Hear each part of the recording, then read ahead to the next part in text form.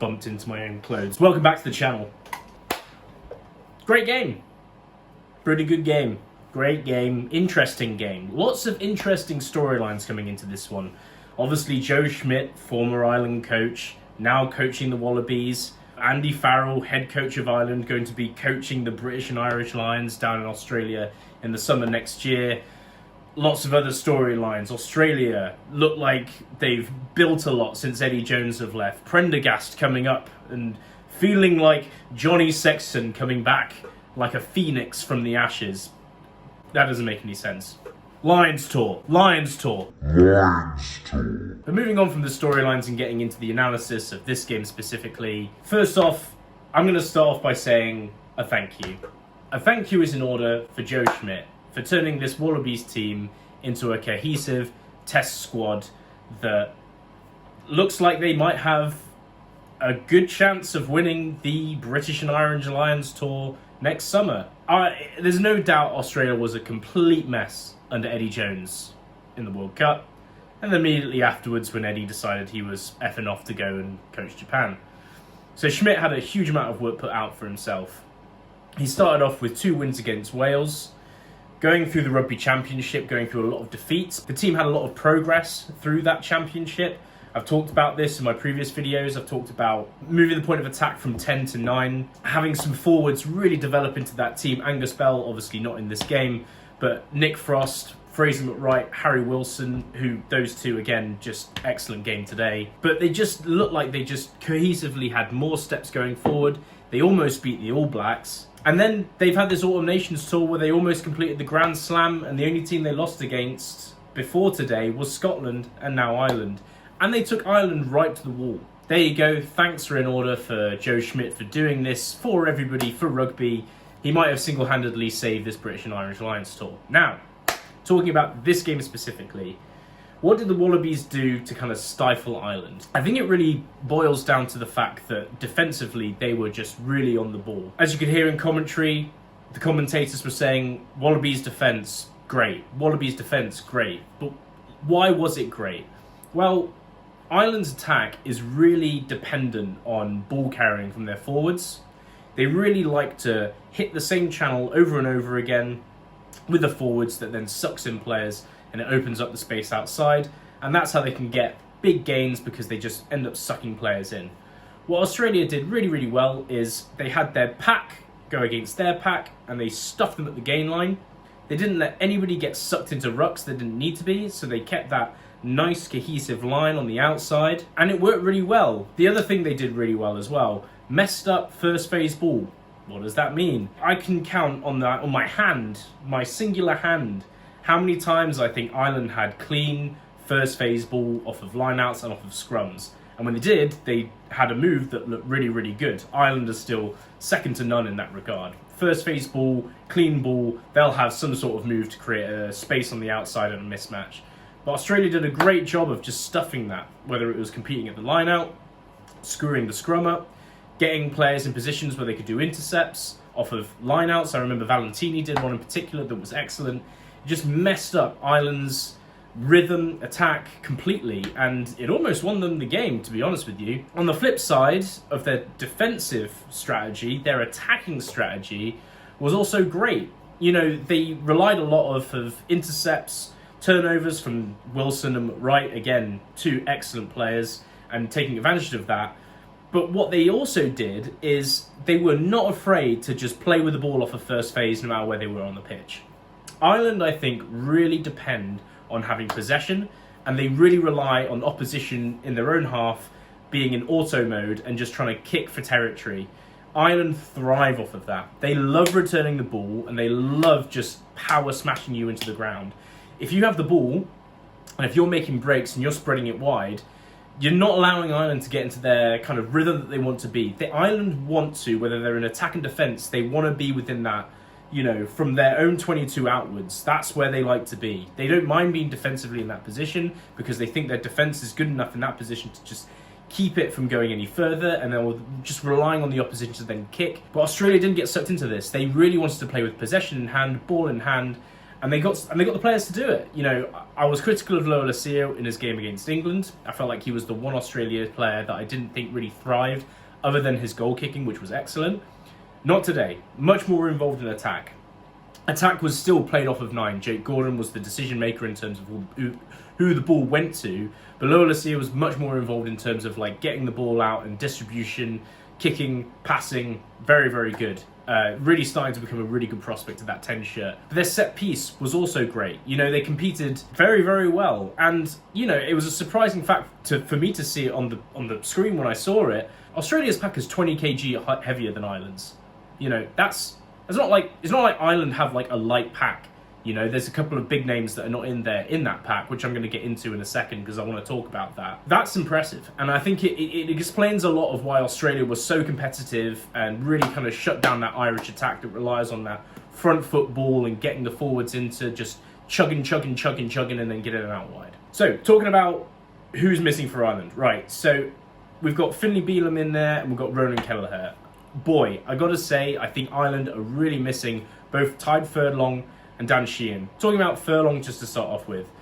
Furlong hasn't been peak Furlong, I think, for a couple of years, but he is, even when he's not been at his best over the last couple of years, he's been like a very, very good tight head prop. Bealham, I think, made some mistakes in attack. He knocked it on, made handling errors. In the scrum, didn't look so good. I just think that Furlong just adds such a centre stone on a rock, and I think Ireland are famous for having that. Before Furlong, back in the day, it was John Hayes, just like that cornerstone that's just so solid. And also, Furlong offers a huge amount in the loose as well.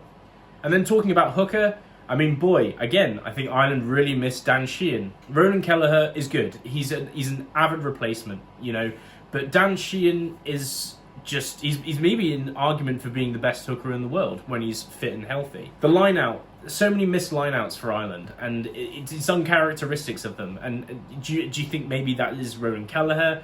Or is it because sometimes they just weren't lifting up the right guys in the line out and it was messed up. So I don't know if you can put that on Ronan, but I just think if you had Sheehan and Furlong within the squad in that team, things would be a lot tighter, and you know, a lot of the mistakes that were made probably wouldn't have been made. But it's not all negative for Ireland. I think in the pack, Josh van der Flier, I think he's really stamping that 7 shirt to be his own in the British and Irish Lions tour. I think he's had an excellent Autumn Nations, and again today, excellent ball carrier as well as an excellent jackler and tackler.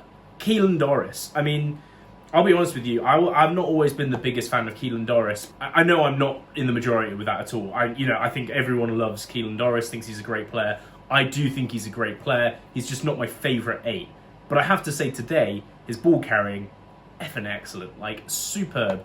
Always got them over the gain line when he had the ball in hand. And he obviously has the leadership qualities to lead the team as well. I mean, I wouldn't be surprised and I wouldn't be disappointed if he was named captain for the British and Irish Lions as well. Beirne, I thought, played well. Joe McCarthy, quiet game. James Ryan, a good game. Andrew Porter, solid performance as always. So it's not all negative within the pack. Speaking of other positives for Ireland, Prendergast. You guys, I don't know if it's some of the same viewers from the channel, maybe like a year ago at this point. I released a video, I think it was about a year ago, and it was talking about Ireland's next fly half. And I was talking about, you know, after Johnny Sexton retired post-World Cup, was it going to be Jack Crowley? Was it going to be Ross Byrne? I talked about Paddy Jackson for God knows what reason. But a lot of you guys commented saying, Sam Prendergast, wonder kid coming up through the ranks. And this is probably the first chance that I've had to see him play in Ireland. I didn't watch him last weekend. And playing in that 10 shirt, boy, fascinating prospect. Really quick in attack, takes the ball right to the line. The size is an issue, but it's an issue for right now, and I don't think it's going to be an issue for the future. Why do I know that? Because I'm an England fan. Why is that relevant? George Furbank, I think, had the same exact issue when he first started playing for England. He came in under Eddie Jones's reign, and he was undersized. He got smacked around a little bit, and then as the years went by and he got dropped from the squad, and then, you know, during that time where Eddie Jones was taken out and Borthwick was brought in, I think there was like an off-season where all of a sudden George Furbank looked like he put on about 10 kg and he lost no speed whatsoever. You know, really just been hitting the gym and eating chicken breasts. Then he comes back into England and, you know, no one's really talking about size anymore for George Furbank. So that's what I'm saying. My point is thus, right? It might be an issue now for Prendergast. He can't get big overnight unless, he starts juicing. But he can fix the problem with size. That is something can be fixed. He's a young guy, tons of potential. Maybe he just needs an off-season to bulk up. Will he get that? Maybe you're thinking long-term, will he be involved in the British and Irish Lions tour?